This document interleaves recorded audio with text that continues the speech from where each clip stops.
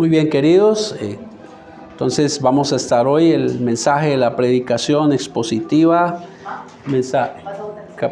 capítulo 32. Versículos vamos a ir del 1 al 10. Vamos a estar del 1 al 10. Del 1 al 10. Para quienes toman apuntes, la prédica le hemos puesto el título El Dios que no conocemos. El Dios que no conocemos. Sí que es importante conocer a alguien, ¿no? Y el conocerlo debe ser de relación, debe ser de intimidad, debe ser de experimentación, no un conocimiento conceptual, ¿no? Como muchos pasan. Cuando estaba preparando esta prédica, recordé algo y es, con frecuencia escucho en reuniones de pasillos en la iglesia frases como esta: Dios no es así. Pienso que Dios es solo gracia. Ahora, la verdad es que para mí Dios es solo amor.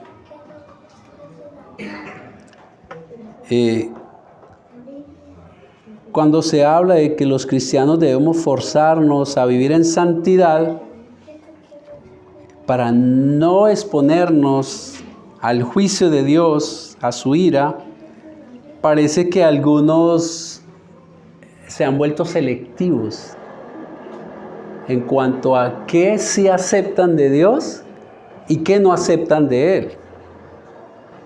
Aceptan que Dios es amor, aceptan que Dios es misericordioso, que Él es lleno de gracia, que Él es consolador, proveedor, protector, pero se niegan a aceptar que también Él es justo, fiel a su palabra para castigar al pecador y listo para descargar su ira consumidora sobre quien les es infiel.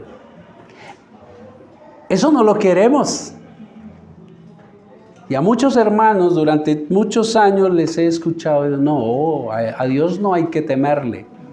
Cuando hablamos del Dios desconocido es porque pareciera que no conocemos realmente al Dios de las Escrituras. Y hoy, con la ayuda de mi Señor, espero que conozcamos una faceta de Él. Amén. Que tal vez le hacemos el quite.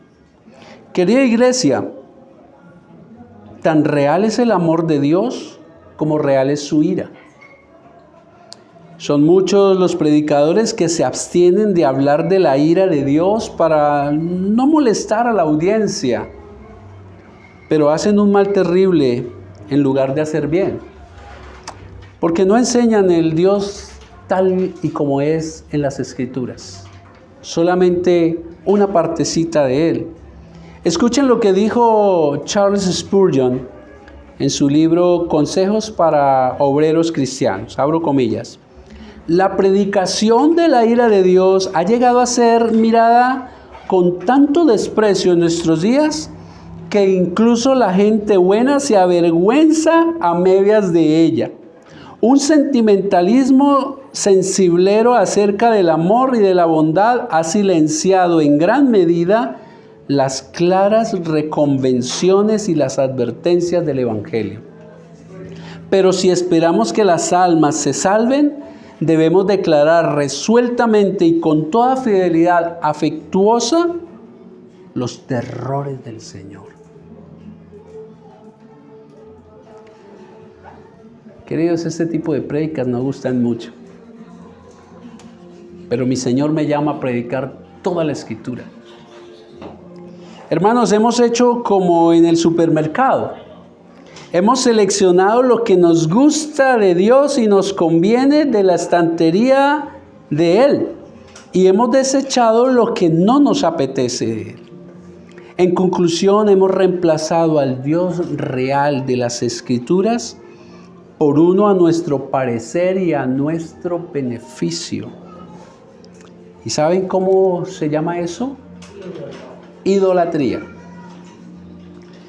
Algo que desata la ira de Dios. La idolatría es algo que desata la ira de Dios, hermanos. Ahí en el capítulo 32 de Éxodo vamos a conocer que Dios, como es 100% amor, también es 100% fuego consumidor. Pero para que podamos comprender más el mensaje de hoy, conozcamos un poco del contexto, hermanos. Israel es el pueblo de Dios. Israel es el pueblo que el Señor escogió entre todas las naciones inmerecidamente para hacerlo suyo, para hacerlo su pueblo. Y este pueblo del Señor, que Dios rescató de esclavitud de más de 400 años en Egipto, que lo ha traído por todo el desierto, ahora está a las faldas, a los pies del monte Sinaí, en el desierto Sinaí. Y allí Jehová le dio a Moisés, para su pueblo obviamente, lo que conocemos como los 10 mandamientos. Y además de eso, el Señor llama a Moisés para que suba al monte y se encuentre con Dios cara a cara, y allí Dios le iba a dar toda la ley escrita en las tablas de piedra, y dice la Biblia, por el dedo de Dios. Dios mismo las escribió, para que con base en esas leyes, el pueblo, la nación de Israel, viviera conforme a la voluntad del Señor y tuviera su bendición. Y en ese llamado, entonces Moisés deja a Aarón, su hermano, encargado del pueblo. Aarón, espérame aquí mientras yo subo a encontrarme con Jehová, y cualquier cosa que necesite el pueblo, acudan a Aarón. Quedó encargado. Y con eso en cuenta, leamos entonces nuestro capítulo de hoy. Lo voy a leer desde el último verso del 31:18. Y dio a Moisés, cuando acabó de hablar con él, está hablando el Señor, ¿no? En el monte de Sinaí, 2 tablas de testimonio, tablas de piedra escritas con el dedo de Dios. Versículo 1 del capítulo 32. Viendo el pueblo que Moisés tardaba en descender del monte, se acercaron entonces a Aarón y le dijeron: levántate, haznos dioses que vayan delante de nosotros, porque a este Moisés, el varón que nos sacó de la tierra de Egipto, no sabemos qué le haya acontecido. Y Aarón les dijo: apartad los zarcillos de oro que están en las orejas de vuestras mujeres y de vuestros hijos y de vuestras hijas, y traédmelos. Entonces todo el pueblo apartó los zarcillos de oro que tenían en sus orejas y los trajeron a Aarón. Y él los tomó de las manos de ellos y le dio forma con buril e hizo de ello un becerro de fundición. Entonces dijeron: Israel, estos son tus dioses que te sacaron de la tierra de Egipto. Y viendo esto, Aarón, el encargado, el que había quedado responsable, edificó un altar delante del becerro. Y pregonó a Aarón y dijo: mañana será fiesta para Jehová. Y al día siguiente madrugaron y ofrecieron holocaustos y presentaron ofrendas de paz, y se sentó el pueblo a comer y a beber y se levantó a regocijarse. Entonces Jehová dijo a Moisés: anda, desciende, porque tu pueblo que sacaste de la tierra de Egipto se ha corrompido. Pronto se han apartado del camino que yo les mandé. Se han hecho un becerro de fundición y lo han adorado y le han ofrecido sacrificios y han dicho: Israel, estos son tus dioses que te sacaron de la tierra de Egipto. Dijo más Jehová a Moisés: yo he visto a este pueblo, que por cierto es pueblo de dura cerviz. Ahora pues, déjame que se encienda mi ira en ellos y los consuma. Y de ti yo haré una nación grande. Queridos, quien tiene ídolos para adorar, la ira de Dios tiene que enfrentar. Lo repito, quien tiene ídolos para adorar, la ira de Dios tiene que enfrentar.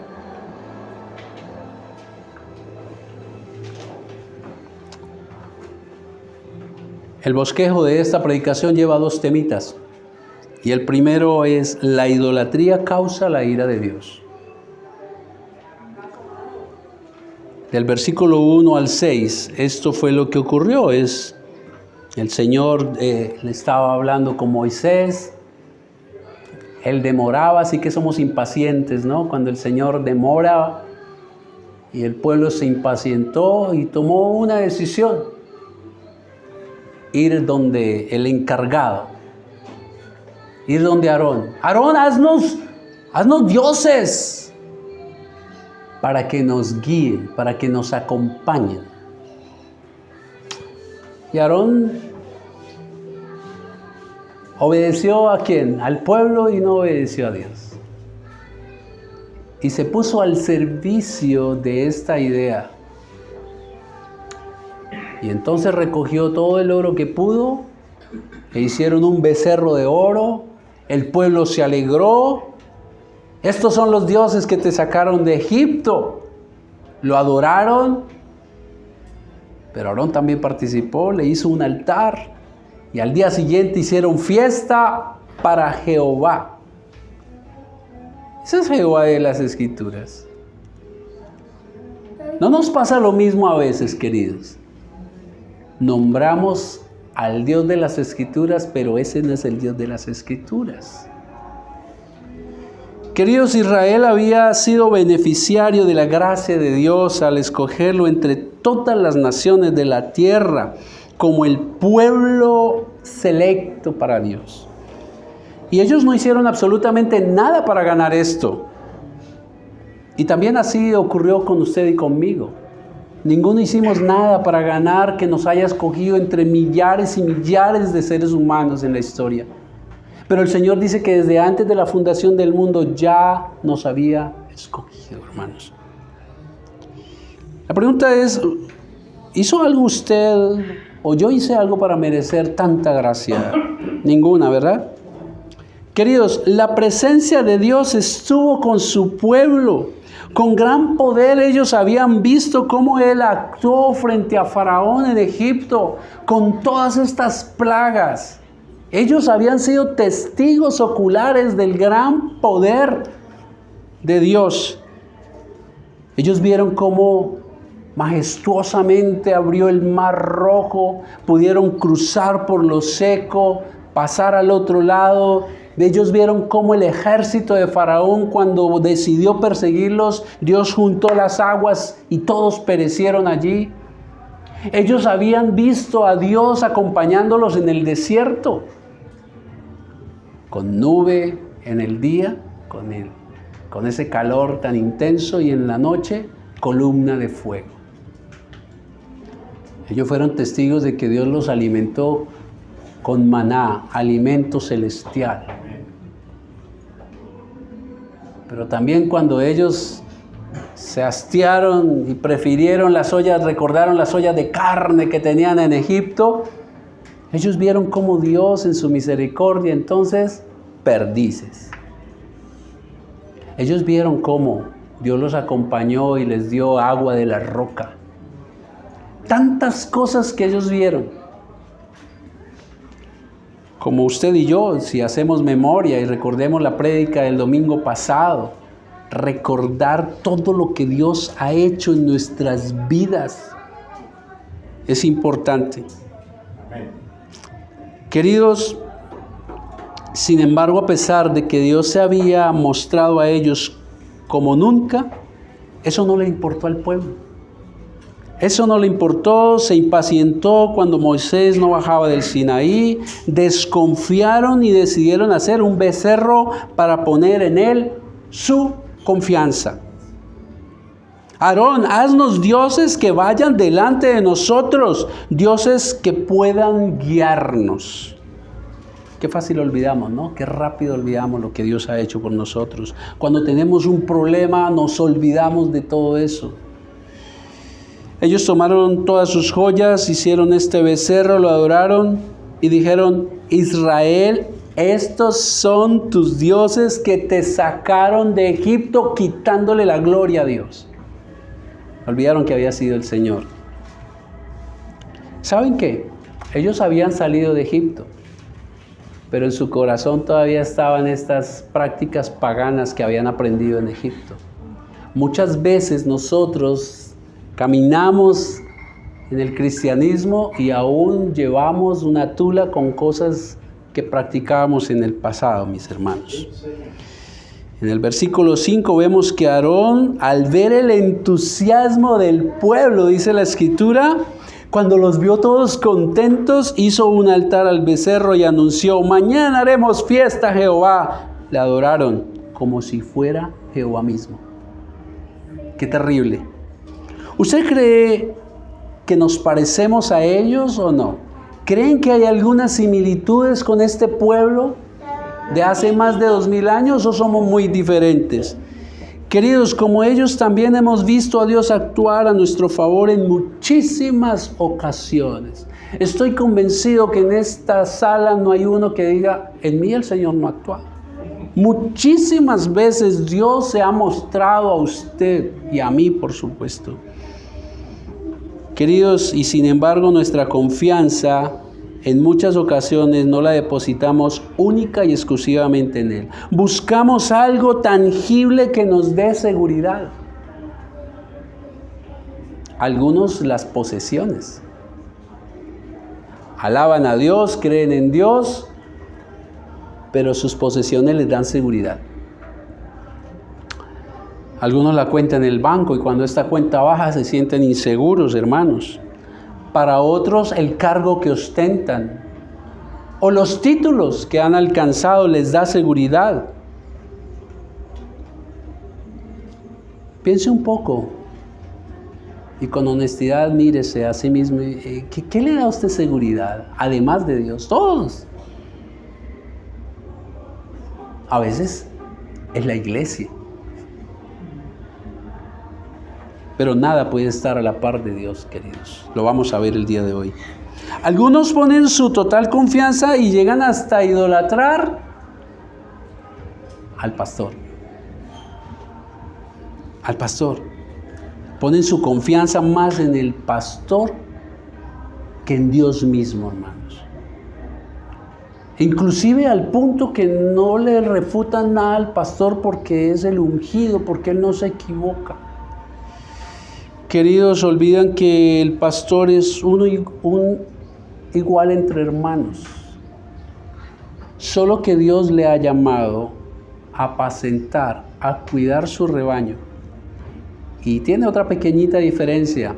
Dios nos va a pedir más cuentas. Hay quienes su confianza la colocan en los diferentes lineamientos teológicos y los ponen a la par de Cristo. Por ejemplo, hermanos, hay quienes promueven más el ser bautistas, luteranos, etcétera, que cristianos. La pregunta es, ¿tal vez ese era el propósito de aquellos santos hermanos cuando promulgaron estos lineamientos?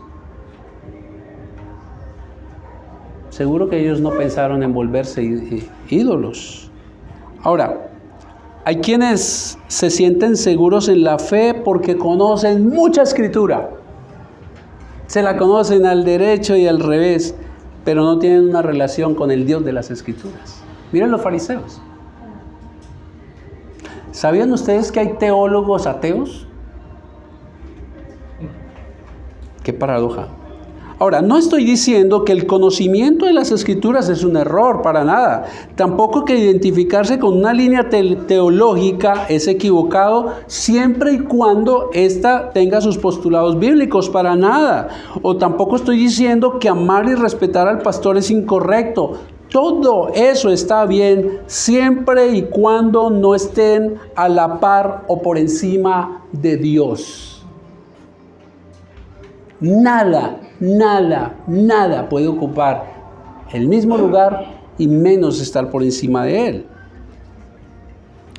Escuchen Éxodo 22 al 6 lo que dice el mismo Señor. Dice el Señor: yo soy tu Dios, que te saqué de esclavitud. Escuchen, no tendrás dioses delante de mí, no te harás imagen, ni te inclinarás a ellas, ni las honrarás. Aquí está la razón, porque yo soy Jehová, tu Dios, fuerte y celoso. Y celoso, hermanos.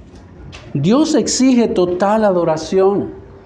Nada ni nadie puede ocupar su lugar en nuestro corazón. A veces ese lugar compite los hijos, el esposo, la esposa. Nada ni nadie es igual a Dios, ni nos ama como Dios, ni es tan confiable y poderoso como Dios. Y entonces, ¿por qué buscamos otros dioses como lo hizo Israel? Otras formas de sentir seguridad. Cuando Dios dio estos mandamientos y otras instrucciones al pueblo, escuchen lo que el pueblo respondió cuando Él le dijo: no te harás más dioses, yo soy el único, no te inclinarás, no harás esto ni lo otro. El pueblo le contestó: haremos todas las palabras que Jehová ha dicho. Éxodo 24:3 dice: y Moisés vino y contó al pueblo todas las palabras de Jehová y todas las leyes. Y todo el pueblo respondió a una sola vez, es decir, todos estuvieron de acuerdo, a una sola voz: haremos todas las palabras que Jehová ha dicho. Es decir, se comprometieron a obedecer. Ustedes pueden ver que cuando hicieron un becerro de oro y lo adoraron, ahí mismo ellos desobedecieron y ahí rompieron el pacto con Dios. Un pacto es entre dos partes. Ya Dios los había apartado para ellos y había dicho: ustedes serán mi pueblo, yo seré su Dios.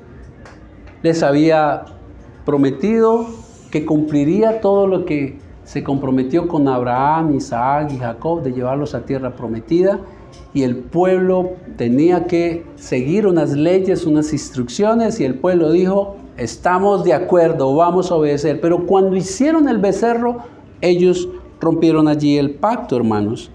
Hoy los creyentes vivimos en el pacto de la gracia en Cristo Jesús. Sin embargo, la gracia, hermanos, no es permiso para pecar.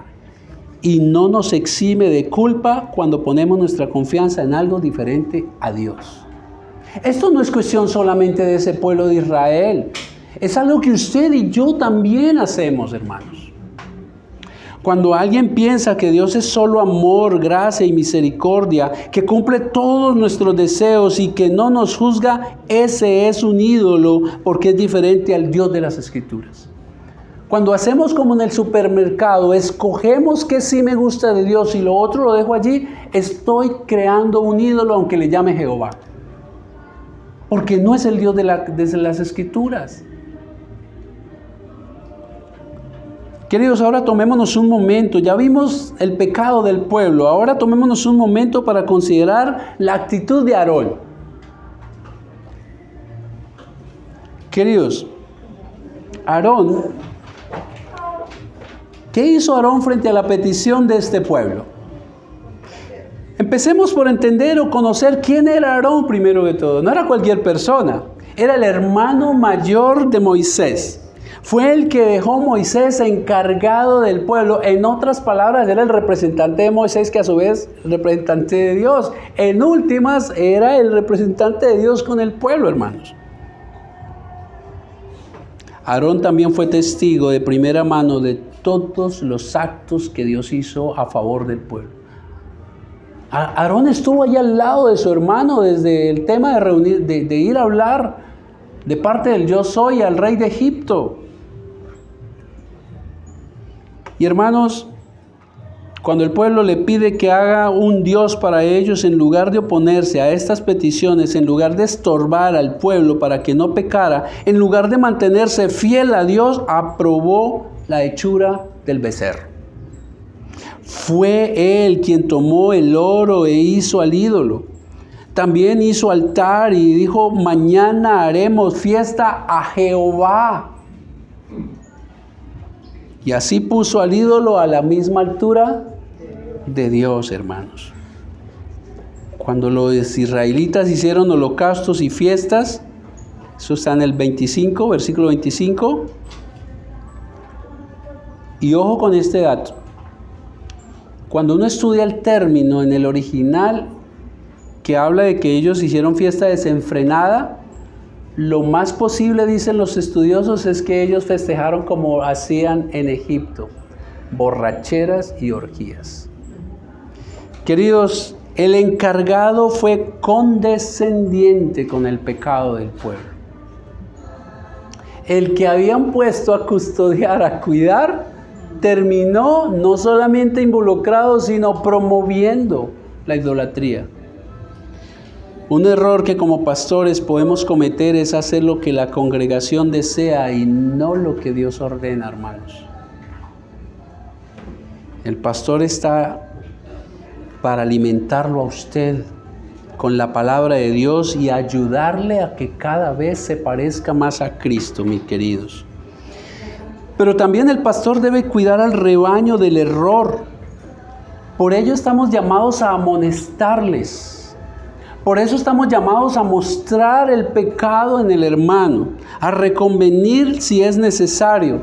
Claro está, con amor y basado en las Escrituras. Pero queridos, esto también es un llamado para nosotros como padres, porque tenemos la responsabilidad de nuestros hijos. Y hermanos, nosotros también estamos llamados para mantenernos firmes en nuestras convicciones bíblicas. Estamos llamados también para estorbar a nuestros hijos en el pecado. Tenemos la responsabilidad frente a Dios de estorbarlos, de enseñarlos mientras son chicos, mientras se puede. Luego llega un día en que ellos toman sus propias decisiones, pero que usted haya cumplido con el Señor y no haga parte. No es que hoy en día, como está el libre desarrollo, como los niños tienen que desarrollarse por sí mismos como animalitos silvestres. No, queridos, usted es una especie de Aarón a cargo de su casa. ¿Y qué va a hacer cuando Dios le pida cuenta? ¿Qué vamos a hacer cuando Dios nos pida cuenta? Hermano, esta prédica es para todos, incluyéndome, es para todos nosotros. Debemos hacer lo necesario para acercarlos a Dios, para traerlos a la iglesia, mis queridos. Escuchen lo que ocurrió y está escrito, consignado en 1 Samuel 2. Allí vamos a ver al sacerdote Elí. El sacerdote Elí no estorbaba a sus dos hijos, que eran unos pecadores terribles. Y por no estorbar a sus hijos, Dios mató a sus hijos en el desierto. Y Elí también sufrió las consecuencias de no haber sido derecho frente a Dios. También murió en el desierto y no pudo, como Moisés, entrar a la tierra prometida. Y Dios había prometido que del linaje de él seguirían siendo sacerdotes, y Dios lo cortó ahí. ¿Ven lo terrible que es no responder, hermanos? Cuando nos dejan encargados, y hablo a usted cuando Dios le da la oportunidad de discipular a un hermano o una hermana, usted allí también es un Aarón a cargo. No nos dé pena, hermanos, decirle al hermano querido, porque te amo, tengo que decirte que eso que estás haciendo es en contravía de la palabra de Dios.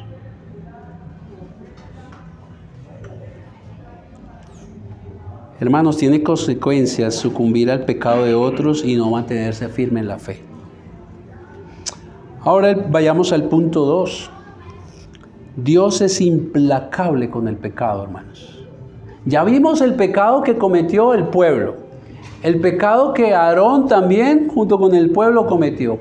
Ahora veamos las consecuencias. Y las consecuencias es que Dios es implacable con el pecado. Versículo 7 al 10. Entonces Jehová dijo a Moisés, recuerden que estaban reunidos en el monte. Anda, desciende porque tu pueblo que sacaste de tierra de Egipto se ha corrompido. Pronto se ha apartado del camino que yo les mandé. Se han hecho un becerro de fundición y lo han adorado y le han ofrecido sacrificios y han dicho, Israel, estos son los dioses que te sacaron de la tierra de Egipto. Dijo más Jehová a Moisés, yo he visto a este pueblo que por cierto es pueblo de dura cerviz, terco. Y escuchen el verso 10. Ahora pues déjame que se encienda mi ira, dijo Jehová en ellos, y los consuma. Hermanos, es un error pensar que podemos hacer algo a escondidas de Dios. Dios todo lo sabe, Dios todo lo conoce, sus pensamientos. Aún usted y yo no hemos pensado y Él ya sabe qué vamos a pensar. Él conoce todo, hermanos. Aquel pecado con el que jugueteamos, nadie lo conoce, pero Dios sí.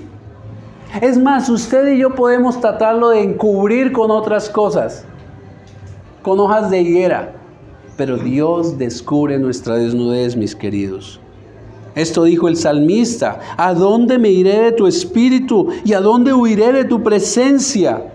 Dios vio cómo su pueblo le había rechazado nuevamente. No era la primera vez, hermanos.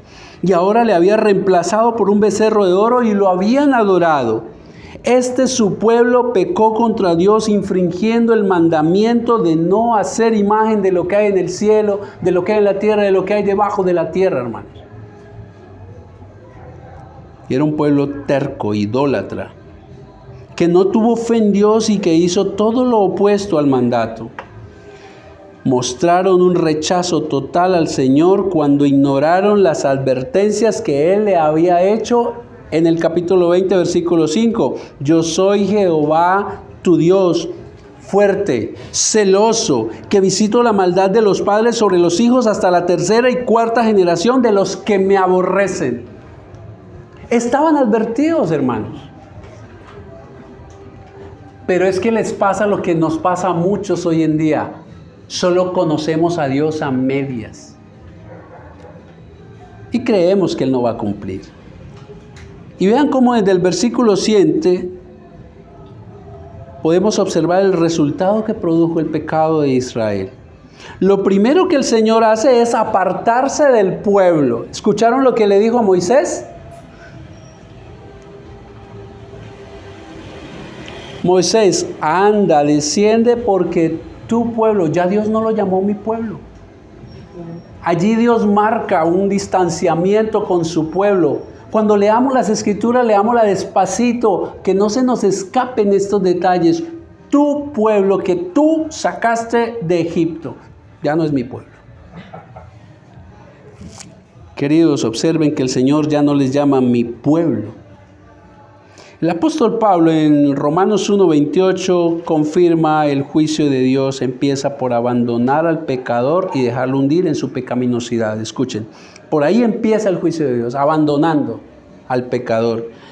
Dice el apóstol Pablo, por pensar que era una tontería reconocer a Dios, Él los abandonó a sus tontos razonamientos y dejó que hicieran cosas que jamás deberían hacer.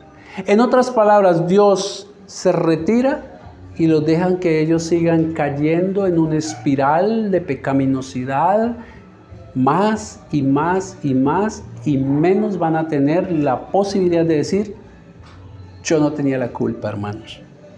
El Señor llamó al pueblo duro de servir, gente que por su terquedad ahora eran objeto de su ira. Un atributo que muchos no quieren reconocer en el Señor.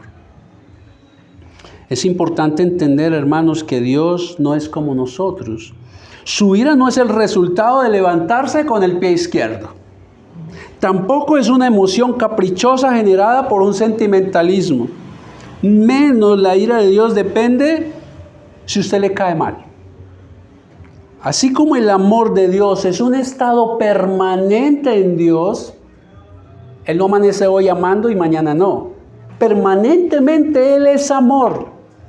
La ira de Dios también es un estado permanente de Dios frente al pecado. No es algo emocional como lo vivimos los humanos. Alguien me hizo algo y ahí se me despertó la ira. No. Es que Él es 100% amor y 100% justo y descarga la ira frente al pecado. Por eso sean santos como yo soy santo, es lo que dice el Señor. Por eso le dijo, quítate las sandalias porque el suelo que pisas es santo, porque no puede encontrarse el pecado y la santidad de Dios, hermanos. No es como nosotros. Y es una parte de Dios que muchos no queremos conocer. Por lo menos experimentalmente no deberíamos conocerla, hermanos. La ira de Dios no se da como consecuencia del pecado. La ira de Dios está allí siempre presente frente al pecado. La ira de Dios es más bien una cualidad personal sin la cual Dios dejaría de ser plenamente justo. Hermanos, y en el versículo 10, lo que le dice el Señor a Moisés es, déjame que se encienda mi ira en ellos y los consuma. La Nueva Traducción Viviente lo traduce de esta manera, deja que mi ira feroz. Queridos, no es una ira cualquiera. Dios estaba dispuesto a descargar su ira y borrar a Israel de la faz de la tierra. Y ante esto, ahora miremos la actitud de Moisés. En el versículo 11, entonces Moisés oró en presencia de Jehová su Dios y dijo, oh Jehová, ¿por qué se encenderá tu furor contra tu pueblo, que tú sacaste de la tierra de Egipto con gran poder y con mano fuerte? ¿Por qué han de hablar los egipcios diciendo, para mal los sacó, para matarlos en los montes y para raerlos de la faz de la tierra? Vuélvete del ardor de tu ira y arrepiéntete de este mal contra tu pueblo. Versículo 13. Acuérdate de Abraham, de Isaac, de Jacob, tu siervo, y a los cuales has jurado por ti mismo y les has dicho, yo multiplicaré vuestra descendencia como las estrellas del cielo y daré a vuestra descendencia toda esta tierra de que he hablado y tomarán por heredad para siempre. ¿Qué hizo Moisés? Intercedió, queridos. Moisés intercede a favor del pueblo y en el versículo 11 le dice a Dios que no destruya a su propio pueblo. No es que le tenga que recordar a Dios algo que él sabe. Solamente que Moisés reafirmó, este no es mi pueblo. Yo no fui el que lo saqué de Egipto, es tu pueblo. Es tu pertenencia, es el que tú escogiste entre todas las naciones. Israel es el pueblo sobre el cual tú decidiste derramar tu gracia, Señor. ¿Cómo vas a hacer esto? En el versículo 12 le dice a Dios que su santo nombre sería blasfemado por los egipcios al ver cómo Dios los sacó y luego en el desierto los destruyó. Pero luego en el versículo 13, ¿qué hace Moisés? Acude al pacto que Dios había hecho muchísimos años atrás con Abraham, con Isaac, con Jacob. Recuerda, Señor, tú hiciste un pacto. ¿Cómo vas a destruir este pueblo, Señor? Queridos, es notorio cómo Moisés conocía al Señor. ¿Se dan cuenta Este acercamiento que Moisés hace no es irreverente, como vimos con Jacob. ¿Hasta cuándo, Señor? No es irreverencia. Es una relación tan real, tan íntima con Dios, que se puede parar delante de Él a decirle: Señor, ¿vas a hacer esto con tu pueblo? No te olvides del pacto que hiciste. Tu nombre está en juego. ¿Cuánto conoce usted a Dios verdaderamente? ¿Cuánto realmente usted le conoce de manera vivencial y no de teoría, mi hermano? Pero también vemos en esto el amor de Dios, de Moisés por su pueblo. El dolor que sintió al ver que Dios iba a descargar su ira sobre su propio pueblo, hermanos. El dolor por el hermano. A eso estamos llamados también. No a acusar con el dedo a aquel hermano que cayó y lo dejamos tirado, sino a levantarlo, a interceder por él, a pararnos en la brecha, a rogar a Dios: Señor, Él también, Él también. Fue tal la decisión de Moisés a favor del pueblo que estuvo inclusive dispuesto a que Dios lo borrara del libro de la vida. Escuchen lo que Moisés dice ahí en el versículo 31. Entonces volvió Moisés a Jehová y dijo: Te ruego pues que este pueblo que ha cometido un gran pecado, porque se hicieron dioses de oro, que perdones ahora a tu pueblo. Si no, ráeme ahora de tu libro que has escrito, del libro de la vida. Moisés estaba dispuesto a sacrificarse por el pueblo, hermanos. ¿Hasta dónde estamos dispuestos a sacrificarnos por el hermano? Y el versículo 33, Jehová le responde: Al que pecare contra mí, a ese es el que voy a raer de mi libro. Dios no puede pasar por alto su juicio, hermanos. Él no pasa por alto el juicio. La ira de Dios se revela desde el cielo contra toda impiedad e injusticia de los hombres. Romanos 1:18. Veamos cómo Dios descargó la ira en su pueblo, hermanos. Versículos 26 al 29.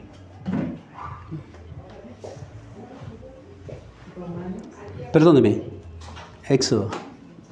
Estamos ahí en Éxodo, 26 al 29. Se puso Moisés a la puerta del campamento y dijo: ¿Quién está por Jehová? ¿Quién está de parte de Dios?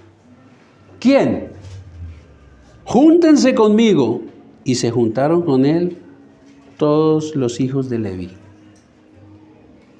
Y entonces Moisés le dijo: Así ha dicho Jehová, el Dios de Israel: poned cada uno su espada sobre su muslo, pasad y volved de puerta en puerta por el campamento, escuchen, y matad cada uno a su hermano, a su amigo y a su pariente. Cojan sus espadas, vayan de puerta en puerta, y si se les presenta a su padre, crúcenlo con ella, a sus hijos, a todo el que encuentren. Fue ordenado por Jehová. Y los hijos de Leví lo hicieron conforme a lo dicho por Moisés, y cayeron del pueblo en aquel día como 3,000 hombres. Aquí se refiere a personas, hombres y mujeres. Querido, la paga del pecado es muerte. Y Dios, como un león furioso, puso sus fauces en el cuello de su propio pueblo pecador, hermanos. Dios mostró su justicia castigando al culpable. Él no es un juez corrupto que deja libre al infractor. Él es justo. Y en cuanto a Aarón, ¿qué pasó con Aarón? En cuanto a Aarón, en Levíticos 10 vemos que perdió a sus hijos. Y en Números 20 vemos que tampoco pudo entrar a la tierra prometida y murió en el desierto. Y eso que por allá, unos capítulos más adelante, Dios lo asignó como sacerdote. Pero Dios no puede pasar por alto el pecado, hermanos. ¿Por qué no lo puede pasar por alto? Porque Él es justo.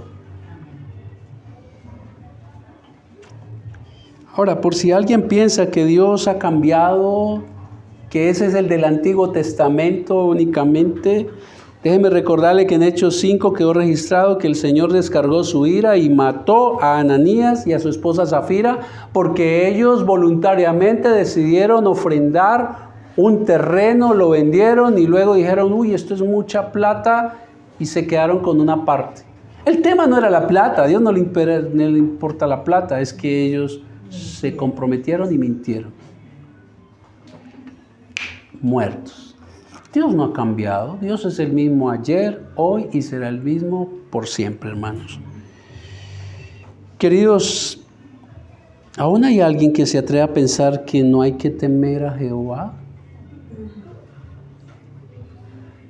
No, hermanos. No, basta ya de... Él no es así. Él es solo amor. Sí, Él es amor. Pero también es fuego consumidor, hermanos. Con el pecado. Ahora, querida, si a este punto el Espíritu de Dios le está reargüyendo de algún pecado, es mejor arrepentirse. Es mejor aprovechar la gracia y misericordia de Dios y decirle, Señor, yo reconozco que he pecado. En realidad no es que el Señor, escuchen, no, yo no creo que Él castigue, yo llevo tanto tiempo y no ha pasado nada. ¿Saben qué dice la segunda carta de Pedro? Capítulo 3, 9. En realidad no es que el Señor sea lento para cumplir su promesa. Porque ese es el otro punto, querida iglesia.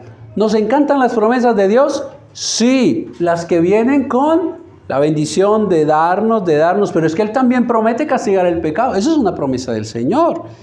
Y dice el apóstol Pedro, en realidad no es que el Señor sea lento para cumplir su promesa, como algunos piensan. Al contrario, Él es paciente por amor a ustedes. Él no quiere que nadie sea destruido, quiere que todos se arrepientan. Esta no fue la primera vez que Israel pecó contra Dios. No fue la primera, pero sí fue el límite. Y queridos, aunque ese pueblo allí no murió todo, usted sigue la historia y se va a dar cuenta que ninguno de esa generación entró a la tierra prometida. Todos murieron en el desierto.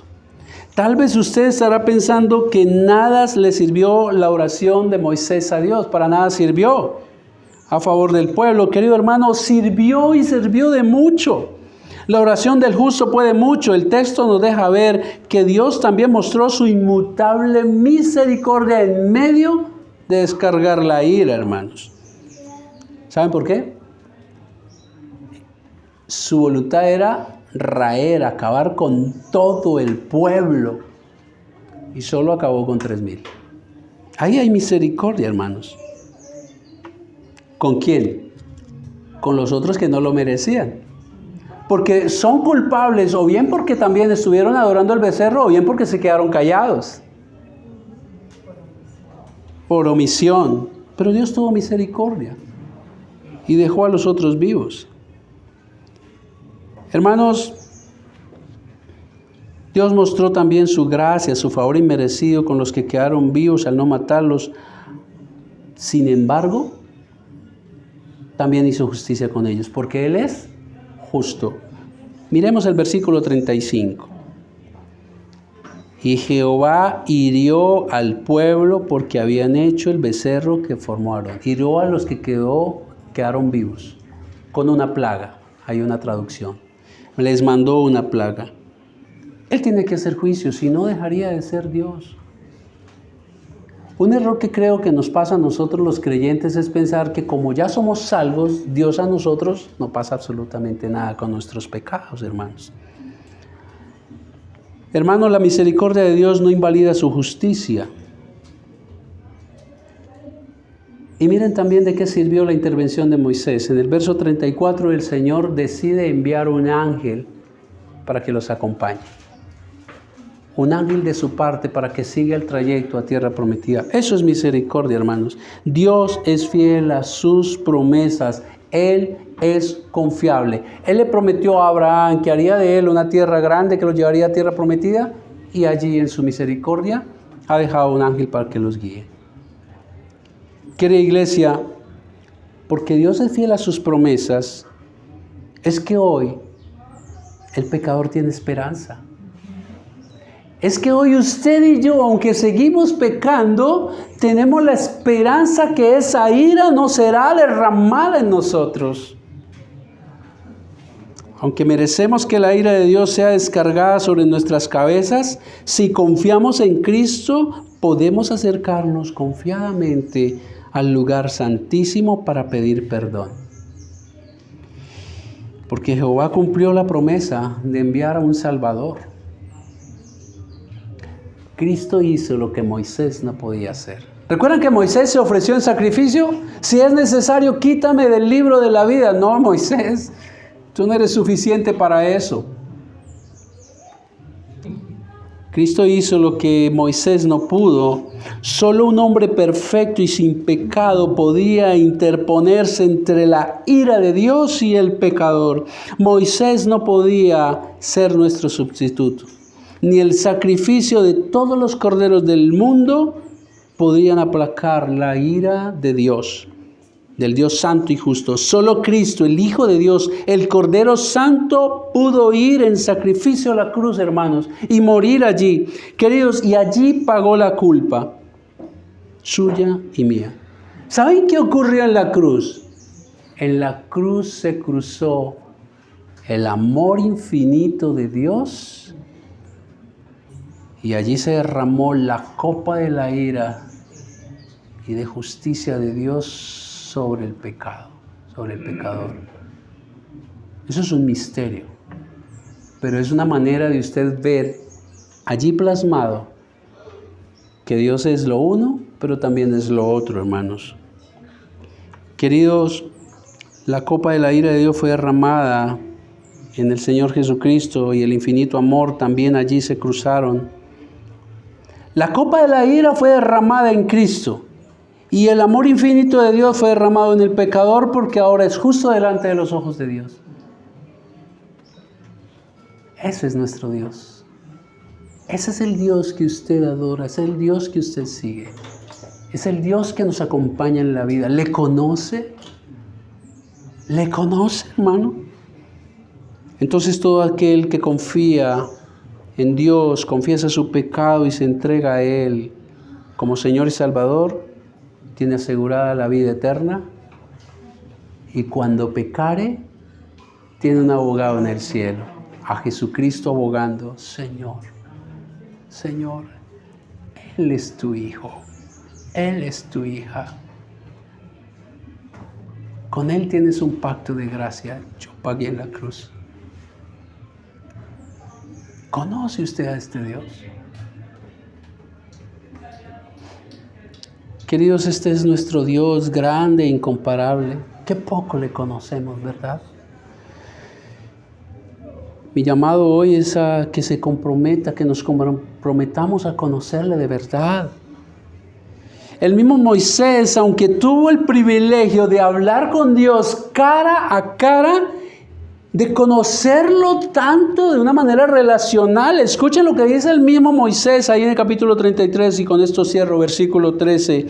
Ahora pues, Dios, si he hallado gracia en tus ojos, te ruego que me muestres ahora tu camino para que te conozca. El mismo Moisés. ¿Y qué dijo? Oh, de oídas se había oído, pero ahora mis ojos te ven, Señor. Queridos, que no estemos siguiendo a un Dios desconocido. En otras palabras, como Moisés, pidámosle a Dios que nos deje conocer sus caminos, sus planes, su voluntad, sus principios santos, que nos deje ver su corazón, su carácter, su sabiduría. Queridos, todo eso lo hacemos con las Escrituras y la intervención del Espíritu Santo, hermanos. Así le conoceremos verdaderamente. Y así tendremos una relación íntima con Dios y viviremos libremente en su gracia mientras Cristo regresa para disfrutar plenamente de la salvación. Oremos.